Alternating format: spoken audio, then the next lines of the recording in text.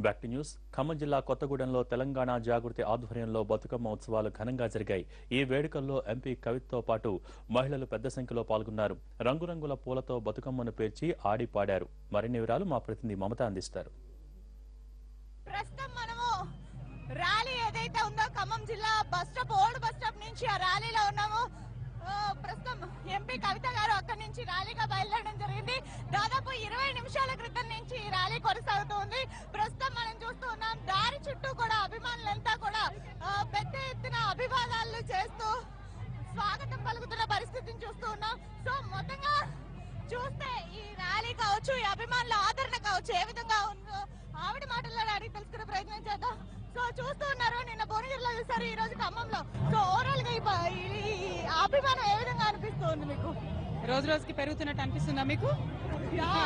చాలా ఎక్కువగా నిన్న ఫస్ట్ డే కదా, చాలా ఉత్సాహంగా చాలా జోష్తో నుండి. సెకండ్ డే కూడా మనకు సద్దుల బతుకమ్మ లాగానే మంచిగా ఇక్కడ కూడా చాలా పొద్దున్నుండి, అంటే నాట్ ఓన్లీ దిస్ ర్యాలీ, పొద్దున్నుండి ఏ ఇంటికి వెళ్ళినా కూడా వందల సంఖ్యలో వాళ్ళు ఒక దగ్గరకు వచ్చి చేసి బతుకమ్మలు చేయడము, ఆదరించడము, మమ్మల్ని అందరినీ కూడా ఇన్వైట్ చేయడము చాలా అంటే బ్రిలియంట్ గా ఉంది.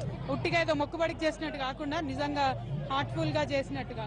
కొత్తగూడెం అంటే చాలా మంది అన్నారు మిక్స్డ్ కల్చర్ అది ఇదని. నేను ఒకటే చెప్పా, అదేం లేదు, తెలంగాణలో భాగం. ఇక్కడ ఉండే వాళ్ళంతా తెలంగాణ వాళ్ళే.